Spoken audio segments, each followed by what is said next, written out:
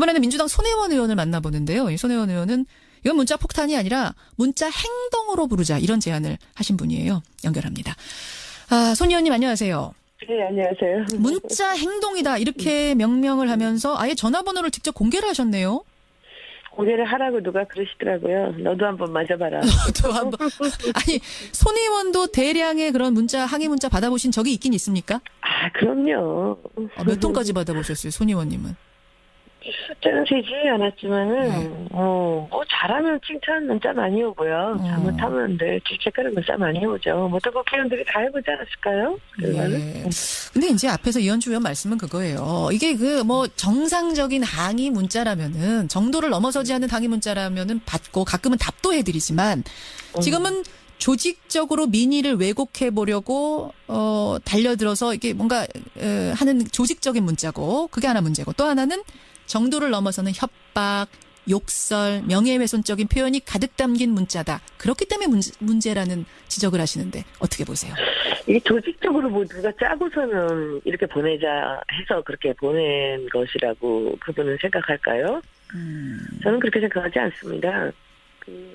제가 마케팅을 오랫동안 했던 사람으로서 대중들이 이제 칭찬을 하고 또는 화를 내고 행동을 하고 할 때에 어떤 기분이 있습니다. 그 연유가 있죠.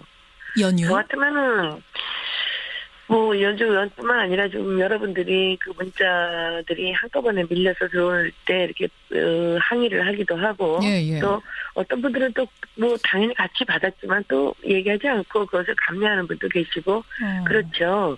근데 우리 정치하는 사람이라면은 제가 보기엔 그 이유를 생각해야 돼요. 왜 나한테 이 시기에 이렇게 한꺼번에 문자가 몰려올까? 어허. 그거 생각을 해봐야죠. 그러니까 먼저 반성해야 된다 이 말씀이세요. 당연하죠. 이거 하나하나 내용 하나하나가 왜 이래가 아니라 반성부터 해야 된다. 그렇죠. 나한테 이렇게 문자가 몰리는 이유가 뭘까? 이걸 먼저 생각을 해야 됩니다.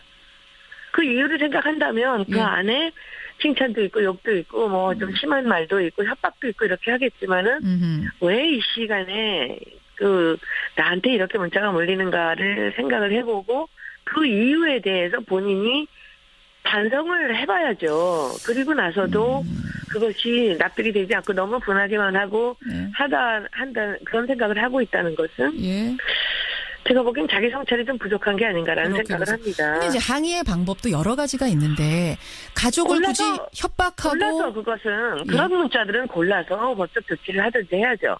그러나 한 시기에 몰려서 한 정치인을 질책하는 그런 문자들에서 단체를 한꺼번에 싸서 그것을 본인이 폭탄으로 규정을 하고 그것이 잘못됐다고 그렇게 노출을 해서 이야기하는 것은 저는 그렇게 정치인으로서 할 만한 그런 일은 저도 아니라고 생각합니다. 일단 조직적이 아니라는 조직적 아니죠. 지금 전제를 두시는 거고요. 그럼요. 또 한 가지는 이게 이제 개인폰이다. 사적인 개인폰이고 이걸로 업무를 봐야 되는데 여기로 쏟아지다 보니까 사무실이나 홈페이지 같은 공식 루트가 아니라 개인폰으로 쏟아지다 보니까 그게 이틀 새 만통이 돼버리면 아무 일도 할 수가 없다. 국회의원은 대의기관으로서 나를 뽑아준 사람들을 생각해서라도 뭔가 일을 해야 되는데 일을 할 수 없는 지경에 이르른다면 이거 문제 아니냐. 그분은 휴대폰으로 일하나요? 아까 일을 많이 하신다고. 그냥 꺼놓고 다른 일 하시면 되죠. 무시해라. 저는 그런 일 당할 때요. 저도 그런 일 당해봤어요. 저는 그냥 전화 끄고 꺼놓고 그리고 TV 보지 않고 그냥 책 보거나 글 쓰거나 그랬어요. 근데 저는 읽어보셔야죠. 그걸 왜 쳐다보면서 그렇게 본인이 스트레스를 받죠? 한 시기에 몰리는 그런 좀 질책이 강한 그런 문자들이 있을 때는 저는 여러 가지로 이해가 안 돼요.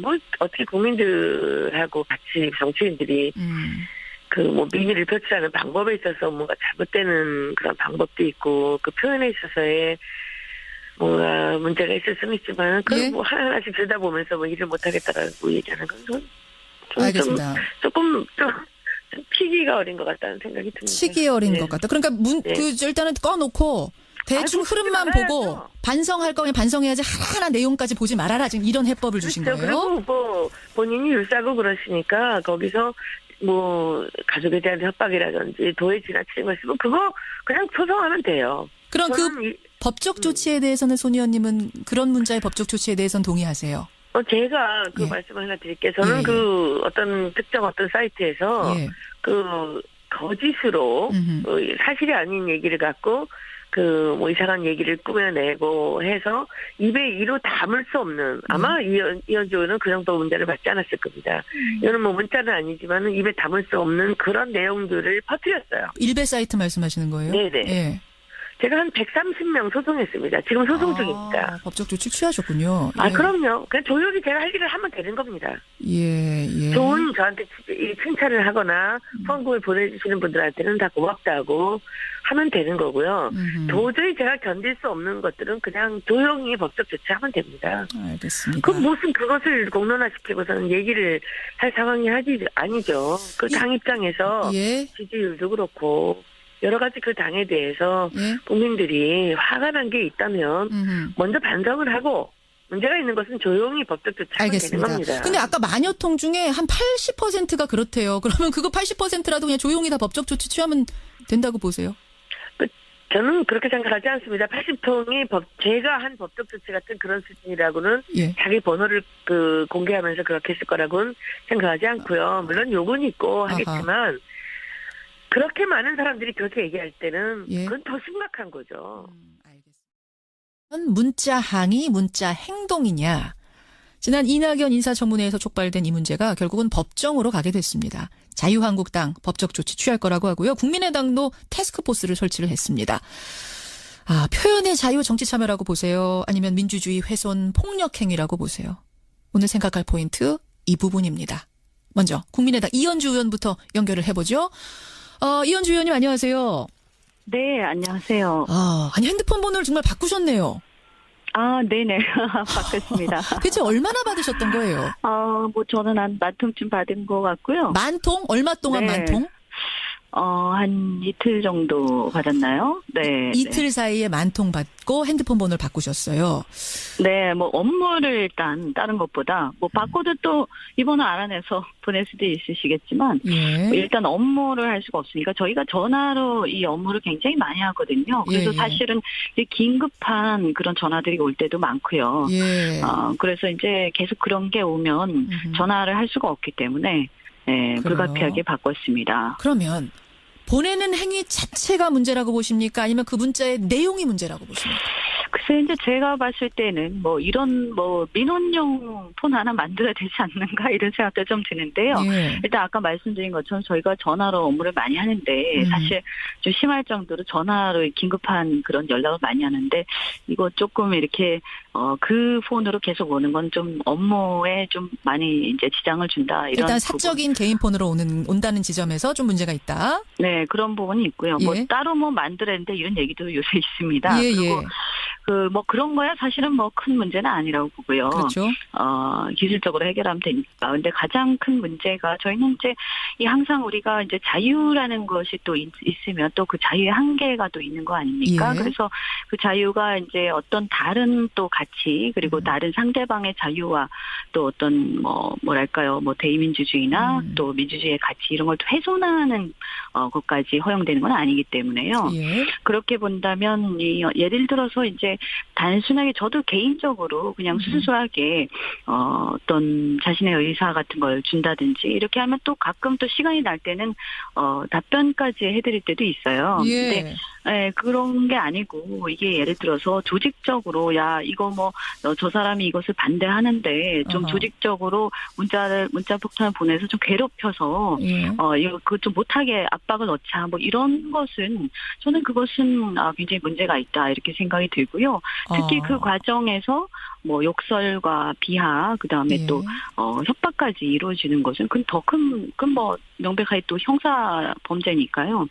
그런 것까지 허용되는 건 아니다. 그것은 분명하다고 생각을 합니다. 정리를 좀 해보자면 조직적인 민의 왜곡 행위이기 때문에 안 되는 것 하나, 또 하나는 거기에 있는 내용이 욕설, 협박 정도를 넘어서는 이런 명예훼손 행위가 있기 때문에 또 문제다 이렇게 보시는 거군요. 네, 그런 이제 그 한계를 넘어서는 것을 그런 정도로 분류할 수 있겠다 이렇게 보는 거죠. 그 예를 자체 들면 뭐 이렇게 문자를 보내는 자체보다도요. 네. 예를 들면 네. 어떤 것들이 좀 그렇게 이건 진짜 안 되겠다 정도를 넘어섰다 생각하셨어요? 예를 뭐 제가 입에 담기가 그렇습니다만 특히 이제 여성 의원들한테 이제 성적 비하 이런 게 심한 경우가 있고요. 또 가장 심각한 게 이제 우리 토문의원들한테도 왔는데 이 가족에 대해서 협박을 하는 것들이 있습니다. 가족에 대해서 어떻게 협박을 해요? 그러니까 뭐 가족들에게 뭐 이렇게 어떻게 하겠다 뭐 이런 거 있잖아요. 예, 그런 것은 사실은 뭐 예컨대 우리가 이렇게 지역구 의원들이 지역을 다니면서 민의를 많이 청취를 하지만 뭐 폭력이나 협박을 현장에서 받는 것까지 저희가 청취해야 되는 건 아니지 않습니까? 그리고 특히 가족에 대한 협박 이런 부분들. 알겠습니다. 그래서 이런 부분은 뭐 당연히 좀 선을 그어야 한다라고 생각을 하고요. 또 이것이 어떤 결과를 가져오게 되냐면 이게 조직적으로 계속 행해지게 되면 자기 검열이 행해지게 됩니다. 말하기 전에. 그럼요. 그래서 국회 견제 기능이 부실해지게 되고요. 결국은 저는 이렇게 되면 예전에 이제 박근혜 정부 때도 박사모라든가 친박 친위대 때문에 많은 이제 결과적으로 우리가 국민들이 피해를 보지 않았습니까? 또 이제 문재인 정부가 저는 잘 되기를 바라는데 저는 문재인 정부한테 도움이 안 된다 이렇게 생각합니다. 그럼 다른 의미의 박사모처럼 느껴지세요? 뭐 그런 얘기들이 많이 있죠. 다른 편의 박사모가 지금 이렇게 문자를 조직적으로 보내고 있다. 보다는 이제 뭐 지금 박사모는 또 박근혜 정부에 대한 그런 거였고 어쨌든 이런 팬덤 현상이 반대편이나 혹은 비판 의견에 대해서 재갈을 물리는 그런 상황까지 가는 것은 정말 바람직하지 않다고 봅니다. 자, 이제 반론을 하는 분들, 문자를 보낸 분들은 이렇게 말을 합니다. 아니, 국민이 문자 보내는 건 적극적으로 정치적인 의사 표현을 하는 방식이다. 과거에 그 국회의원 사무실 앞에서 피켓 시위하고 전화를 걸어서 항의했다면 이제는 모바일 시대니까 모바일 휴대폰으로 문자 보내는 거다. 이게 방법이 달라진 것뿐이지 적극적 정치 행위를 한다는 점에서는 다를 게 없다 하시는데요. 아니 그것도 역시 마찬가지인 거죠. 과거에 또 시위도 마찬가지로요. 정치 참여를 위해서 시위를 할 수 있습니다만 그 조건들이 있지 않습니까? 그 주위에 이제 피해를 입히면 안 되고요. 그다음에 또 그 의원들 집 앞마당까지 들어와서 할 수 있는 건 아닐 거고요. 한계가 있다 그것도. 네. 그리고 그 과정에서 뭐 어떤 욕설이라든가 인신공격이라든가 또 가족에 대한 협박 이런 것까지 허용되는 건 아니지 않습니까? 그러니까 그런 정도 선에서 이제 이런 문제가 논의가 안 됐기 때문에 지금 이렇게 걸러지지 않고 막 행해지지만 저는 이 논의가 좀 진행되면서 많이 이렇게 가닥이 잡혀 나갔으면 좋겠다 이렇게 생각합니다. 또 하나는 이제 바른정당 하태경 의원의 얘기인데 하루에 10,000개도 넘는 문자 폭탄 받을 때 그때가 정치인의 전성기다. 정치인이라면 좀 듣기 싫은 소리도 듣고 비판도 듣고 저거 뭐 욕설이었어라도 새겨서 들을 줄 알아야지 그걸로 뭐 법적 조치까지 가느냐. 이렇게 말씀하시더라고요. 글쎄요, 뭐, 법적 조치를 가고 안 가고는 그 사람의 자유라고 저도 생각합니다만, 전체적으로 봤을 때 이제 누구 한 사람의 개인의 문제는 아니다라고 저는 생각하고요. 아까 말씀드린 것처럼 어떤 그 자기 검열이 행해지고 국회 견제 기능이 부실해지는 면, 또 이것이 국회뿐만이 아니라, 이것이 이제 확대되면 예를 들면 학계라든가 또 며칠 전에 그런 게 있지 않았습니까? 한겨레 신문인가요? 뭐 그쪽에 어떤 기자님이 또 이렇게 당하신 것도 있고 한데 언론에서도 어떤 언론의 자유가 또 침해되는 그래서 이 한계가 있다는 것은 분명하다고 저는 생각하고요. 뭐 그 외에 이제 건전한 어떤 비판이라든가 또 자유로운 비판에 대해서는 또 이렇게 그것에 대해서 같이 함께 논의할 수 있는 거겠죠. 네. 짧게 하나만 여쭐게요. 김동희님 질문인데 그 10,000통 가운데 도대체 그 문제가 되는 욕설, 협박 이런 정도를 넘은 게 몇 통이나 된다고 보세요? 이런 질문 주셨네요. 뭐 저희가 이렇게 대략 분류를 했는데요. 솔직히 이 극히 일부만 정상적인 그 반대 의견이나 어떤 정상이 극히 일부. 네, 그리고 이제 이 욕설의 정도는 조금씩 다릅니다만, 뭐 예를 들면 이런 거죠. 빨리 통과시켜라, 뭐 이 XX야, 뭐 이런 거 그런 거는 이제 약과고요. 뭐 이렇게 특히 가장 힘든 게 이게 가족에 대한 협박이라든가 이런 거. 그게 한 그럼 90%쯤 됩니까? 전체적으로 문제가 되는 게? 전체적으로 제가 뭐 이렇게 정확하게 해보지는 않았지만 그렇게 다 포괄적으로 따지면 한 80~90%는 좀 문제가 있었던 것 같습니다. 알겠습니다. 네, 여기까지 네. 말씀 듣죠. 고맙습니다. 네, 고맙습니다. 네, 국민의당 이현주 의원, 이거는 엄연한 문자 테러다, 문자 폭탄이 맞다라는 입장, 법적 조치에 나선 입장 먼저 들었습니다. 이번에는 민주당 손혜원 의원을 만나보는데요. 이 손혜원 의원은 이건 문자 폭탄이 아니라 문자 행동으로 생각을 해야 됩니다. 그 이유를 생각한다면 그 예. 안에 칭찬도 있고 욕도 있고 뭐 좀 심한 말도 있고 협박도 있고 이렇게 하겠지만은 왜 이 시간에 그 나한테 이렇게 문자가 몰리는가를 생각을 해보고 그 이유에 대해서 본인이 반성을 해봐야죠. 그리고 나서도 그것이 납득이 되지 않고 너무 분하게만 하고 한다 그런 생각을 하고 있다는 것은 예. 제가 보기엔 자기 성찰이 좀 부족한 게 아닌가라는 그렇게 생각을 합니다. 근데 이제 항의의 방법도 여러 가지가 있는데 가족을 굳이 협박하고 골라서 그것은 그런 문자들은 골라서 법적 조치를 하든지 해야죠. 그러나 한 시기에 몰려서 한 정치인을 질책하는 그런 문자들에서 단체를 한꺼번에 싸서 그것을 본인이 폭탄으로 규정을 하고 그것이 잘못됐다고 그렇게 노출을 해서 이야기하는 것은 저는 그렇게 정치인으로서 할 만한 그런 일은 저도 아니라고 생각합니다. 일단 조직적이 아니라는 조직적 아니죠. 지금 전제를 두시는 거고요. 그럼요. 또한 이번에는 민주당 손혜원 의원을 만나보는데요. 이 손혜원 의원은 이건 문자 폭탄이 아니라 문자 행동으로 부르자 이런 제안을 하신 분이에요. 연결합니다. 손 의원님 안녕하세요. 네, 안녕하세요. 문자 행동이다 이렇게 명명을 하면서 아예 전화번호를 직접 공개를 하셨네요. 공개를 하라고 누가 그러시더라고요. 너도 한번 맞아봐라. 너도 한번. 아니 손 의원도 대량의 그런 항의 문자 받아보신 적이 있긴 있습니까? 그럼요. 몇 통까지 받아보셨어요, 손 의원님은? 숫자는 세지 않았지만은 잘하면 칭찬 문자 많이 오고요. 잘못하면 질책하는 문자 많이 오죠. 모든 국회의원들이 다 해보지 않았을까요? 예.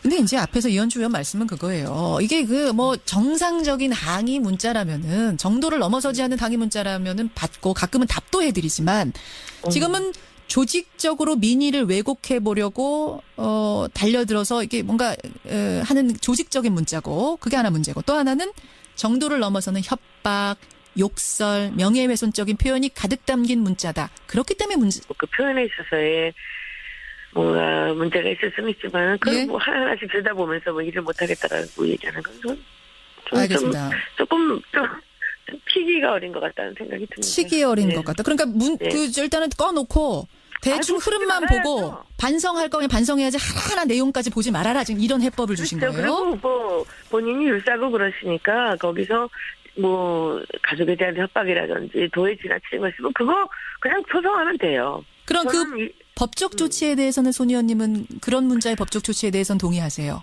제가 말씀을 하나 드릴게요. 저는 어떤 특정 사이트에서 거짓으로 사실이 아닌 얘기를 갖고 이상한 얘기를 꾸며내고 해서 입에 이로 담을 수 없는 아마 이현주 의원은 그 정도 문자를 받지 않았을 겁니다. 이거는 문자는 아니지만 입에 담을 수 없는 그런 내용들을 퍼뜨렸어요. 일베 사이트 말씀하시는 거예요? 네네. 예.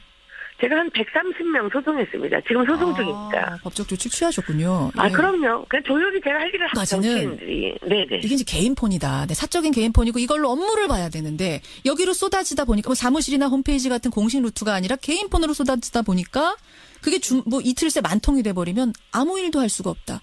국회의원은 대의기관으로서 나를 뽑아준 사람들을 생각해서라도 뭔가 일을 해야 되는데 일을 할 수 없는 지경에 이르른다면 이거 문제 아니냐. 그분은 휴대폰으로 일하나요? 아까 일을 많이 하신다고. 그냥 꺼놓고 다른 일 하시면 되죠. 무시해라. 저는 그런 일 당할 때요. 저도 그런 일 당해봤어요. 저는 그냥 전화 끄고 꺼놓고 그리고 TV 보지 않고 그냥 책 보거나 글 쓰거나 그랬어요. 예. 근데 저는 이거 읽어보셔야죠. 그걸 왜 쳐다보면서 그렇게 본인이 스트레스를 받죠? 한 시기에 몰리는 그런 좀 질책이 강한 그런 문자들이 있을 때는 저는 여러 가지로 이해가 안 돼요. 어떻게 국민들하고 같이 정치인들이 민의를 표출하는 방법에 있어서 뭔가 잘못되는 그런 방법도 있고. 문제라는 지적을 하시는데 어떻게 보세요? 이게 조직적으로 누가 짜고서는 이렇게 보내자 해서 그렇게 보낸 것이라고 그분은 생각할까요? 저는 그렇게 생각하지 않습니다. 제가 뭐 마케팅을 오랫동안 했던 사람으로서 예. 대중들이 이제 뭐 칭찬을 하고 또는 뭐 화를 내고 행동을 하고 할 때에 예. 그 어떤 기분이 있습니다. 그 연유가 있죠. 연유? 저 같으면은 뭐 연주 의원뿐만 아니라 지금 여러분들이 그 문자들이 한꺼번에 밀려서 들어올 때 이렇게 항의를 하기도 하고 예. 또 어떤 분들은 또 뭐 당연히 같이 받았지만 또 얘기하지 않고 그것을 감내하는 분도 계시고 그렇죠. 근데 우리 정치하는 사람이라면은 제가 보기엔 그 이유를 생각해야 돼요. 왜 나한테 이 시기에 이렇게 한꺼번에 문자가 몰려올까? 어허. 그거 생각을 해봐야죠. 그러니까 먼저 반성해야 된다 이 말씀이세요. 당연하죠. 이거 하나하나 내용 하나하나가 왜 이래가 아니라 반성부터 해야 된다. 그렇죠. 나한테 이렇게 문자가 몰리는 이유가 뭘까? 예. 이걸 먼저